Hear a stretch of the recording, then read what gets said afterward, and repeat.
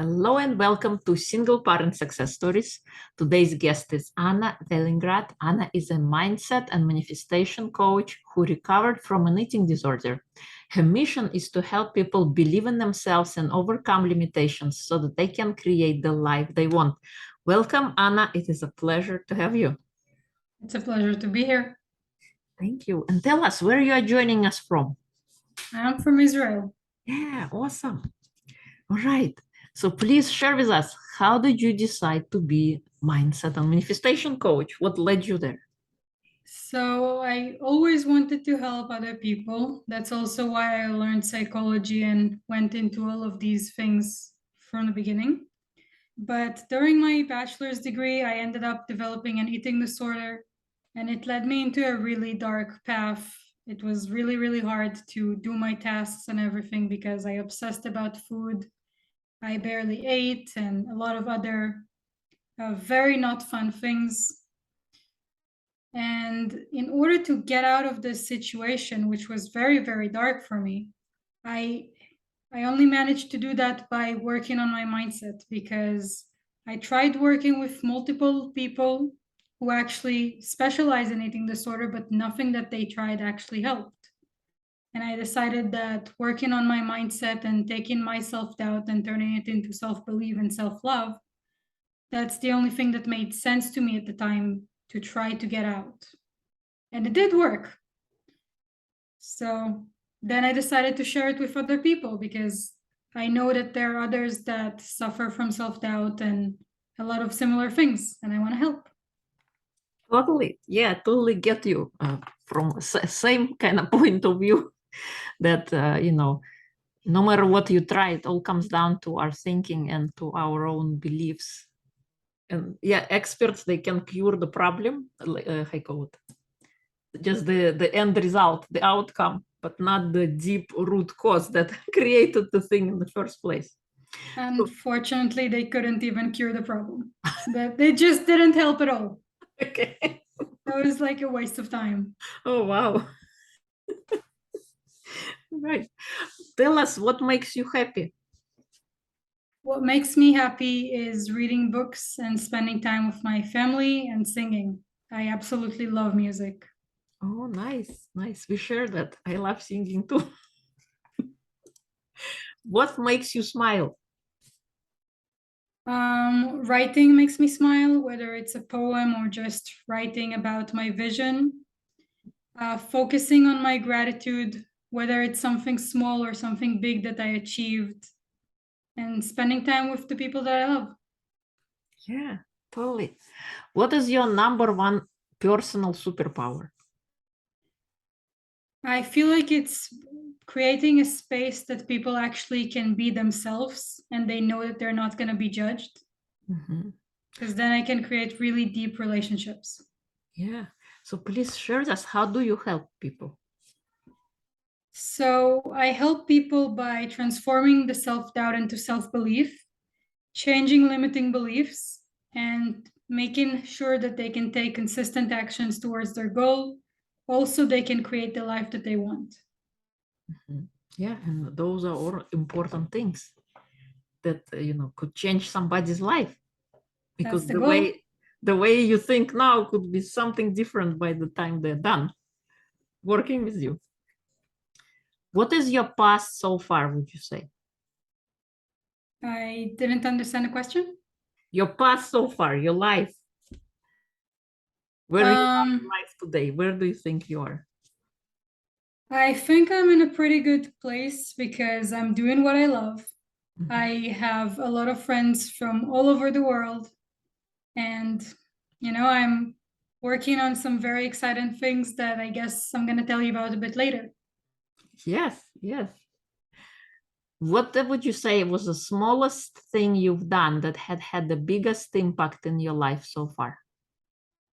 Mirror work, without any doubt, because when you're doing your affirmations in the mirror, it gives a completely different and much more powerful impact, and it just completely changed my routine.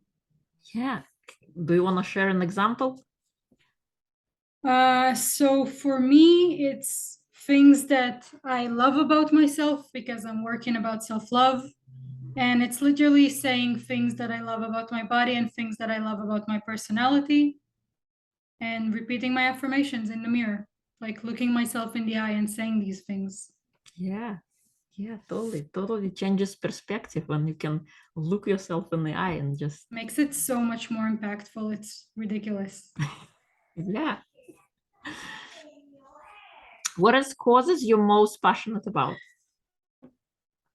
I am most passionate about defeating self-doubt because it led me down to such a really dark path, and I've seen a lot of my friends also struggle with things like that. And it really feels really bad for me when I see people not sharing their gifts and talents because they doubt themselves, because they think that people won't listen, or that they're not have enough to give or anything like that. Yeah.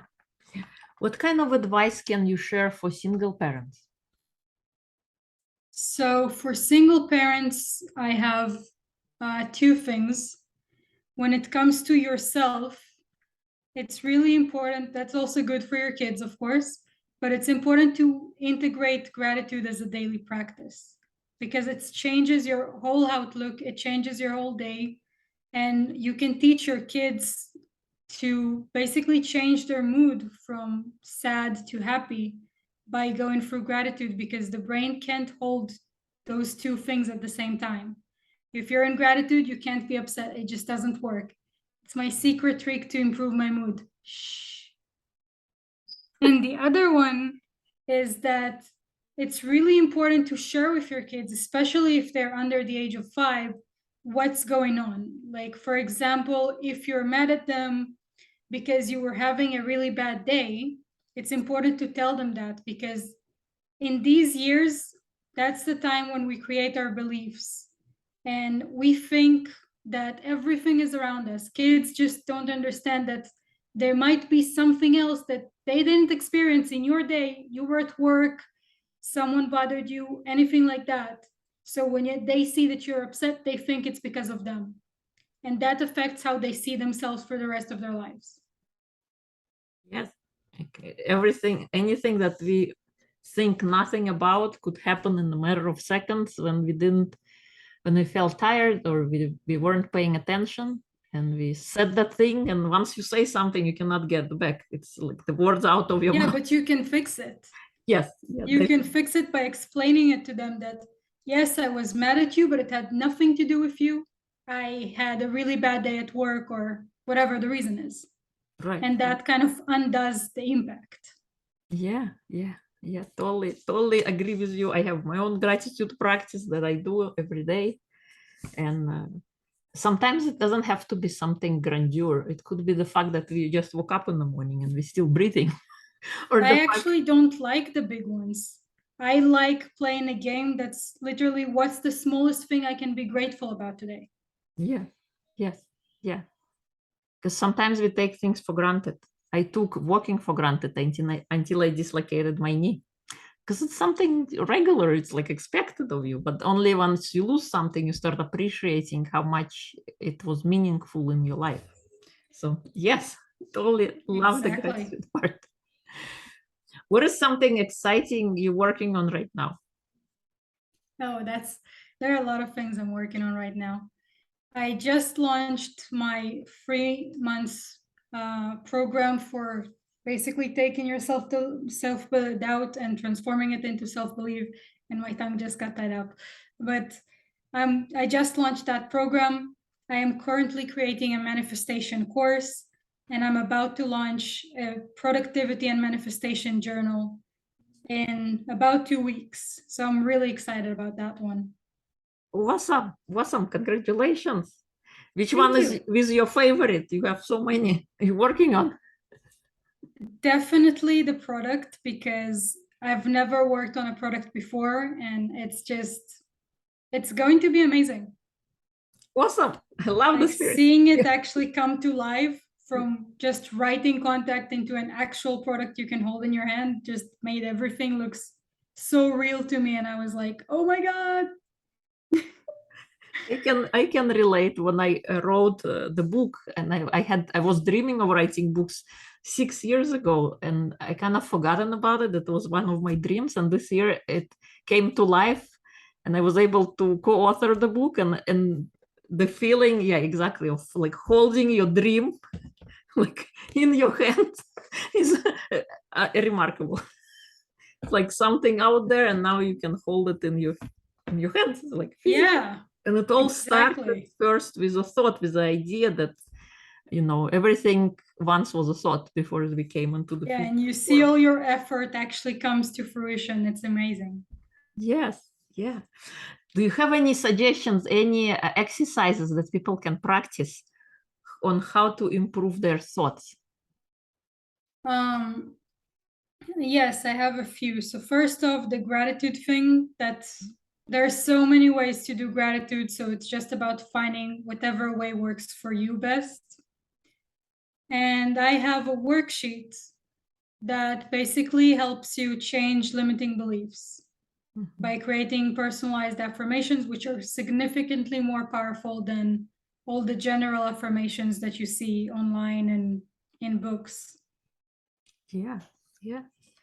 I think thought work is so important. We usually disregard it, we think nothing of it, but it's those little thoughts, because we are creatures of habit, and the thoughts we continuously think about, we become. And like, forming neural pathways. And what kind of pathway do you want to form? Do you want to form the one that has the negative stuff, like a super highway, or the one that is reinforced and positive? Those little things could be important. Yeah, and we have to do them because our brain actually is wired for negativity, because that was what important for us in order to survive. It's not going to help you to look at the pretty flower. It is going to help you to pay attention to the lion that's about to kill you. You know, but we are way past that. So we should make sure our thoughts are past that as well. Yeah, yeah, because what happens is when we retain those negative thoughts for a long time, they can manifest in a disease. We can create an emotional situation or a condition or a temperament that could last for years on end. So it's important to reframe and let those things go, or just like you suggest, having a belief list that can switch. If you have a certain belief that's negative, switch it into a positive. And it's not about making everything rosy and I call it with rainbows, but it's about resetting our vision, how we see the world. Because if we see the world as negative, as bad, that's what we're gonna see in our immediate environment. So it's by reprogramming our mind, because We're creating new pathways in our brain. we have years of I call it, of programming to undo. Is there anything I haven't asked that you would like to share? Well, what you just brought up made me think about the manifestation part of my work, because manifestation requires a few things. First, obviously, it requires a vision, whatever it is that you want to create. Second, it requires that your beliefs actually align with that. So you can't think, I want to manifest $1 million, and in your head think, I'm not worth that money. No one's gonna pay me. And these kind of thoughts, because it's like holding the stick in both ends and you can't let it go. It doesn't work. Yes. And the third thing is you actually have to be in a vibrational match to whatever it is that you want. So if you focus on positive things, your vibrations actually goes higher. That's scientifically proven.